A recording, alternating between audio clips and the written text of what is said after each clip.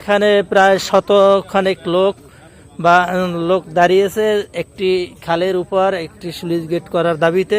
তারা বলছেন যে 4000 ফ্যামিলি জলবদ্ধ অবস্থায় রয়েছে এবং যেখানে ডেঙ্গু, চিকুনগুনিয়া, ফাইলেরিয়া, মশার জন্ম হয় এবং বিভিন্ন রোগে আক্রান্ত হয়, পানিবাহিত রোগ হয়। যারা কৃষিকাজ করে থাকেন তারা জলবদ্ধভাবে রয়েছেন, ধান ফলাতে পারেননি এমন অভিযোগ নিয়ে শত শত মানুষ রাস্তার উপরে মানববন্ধন করছেন। আমরা এখানে যারা মুরব্বীরা রয়েছেন তাদের সঙ্গে কথা বলবো, যে জানবো যে কি অবস্থা আপনাদের এখানে।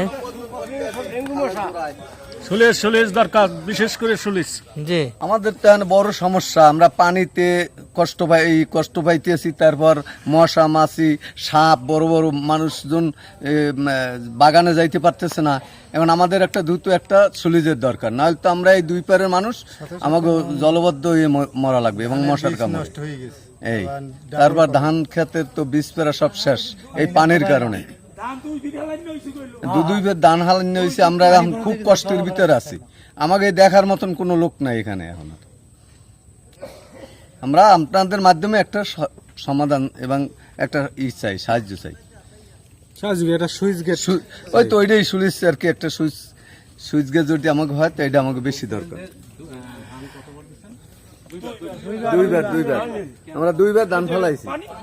দর্শক, আমি রয়েছি পাথরঘাটা উপজেলার কালমেঘা ইউনিয়নের নুরিয়া স্কুল সংলগ্ন একটি বারানি খাল রয়েছে। দীর্ঘদিন ধরে এই খালটি জলাবদ্ধ অবস্থায় রয়েছেন স্থানীয়রা। বিভিন্ন কারণে এখানে রাস্তায় দাঁড়িয়েছেন দীর্ঘদিন ধরে। প্রায় 4000 পরিবার জলাবদ্ধ অবস্থায় রয়েছে, বিভিন্ন কৃষিকাজে ব্যাহত হচ্ছে। একটি স্লুইস গেটের দাবিতে শত শত মানুষ এখানে মানববন্ধন করছেন এবং তারা দাবি করছেন একটি স্লুইস গেট অন্তত হয়। 2005 সালে আলহাজ নুরুল ইসলাম মনির উদ্যোগে একটি স্লুইস করে দেওয়া হয়েছিল। সেই স্লুইসটি গত কিছু বছর আগে স্থানীয় এক চেয়ারম্যানের কারসাজিতে বন্ধ করে দেওয়া হয়েছিল, তারও অভিযোগ রয়েছে স্থানীয় লোকজনের। আমরা কথা বলে জানবো যে আসলে এখানে কি ঘটনা ঘটেছিল, সেই ঘটনাও আপনাদের সামনে তুলে ধরবো। আসসালামু আলাইকুম। নাসির চেয়ারম্যান হইলে আওয়ামী লীগের পন্থী, কারণ আওয়ামী লীগের দোসর। সে আইসা এই জায়গায় যখন দেখছেন নুরুল ইসলাম মনি সুঙ্গটা দিয়েছে, সুঙ্গটা একটু হয়ে গেছে, এটা লিক হয়েছে। লিক হওয়ার পরে উনি লোকজন আনিয়া এইটারে মানে একদম উপরে ফেলাই দিয়েছে, বান্দা দিয়া একদম বেকু দুড়াইয়া ফেলাই দিয়েছে, বেরিবারটা দিয়ে একদম আটকাই দিয়ে গেছে। এখন আমরা যখন পানি পাই তখন পানিতে তলাই যায়, আর যখন আমাদের পানি না পাই তখন একদম খরা শুকনো আমরা মরে যাই। এখন ডেঙ্গুর প্রভাব আমাদের গ্রামে খুব বেশি, অতিরিক্ত আমরা এই খাল সলি যাইবে এই কারণে আমরা দাবি করতে আছি খুব।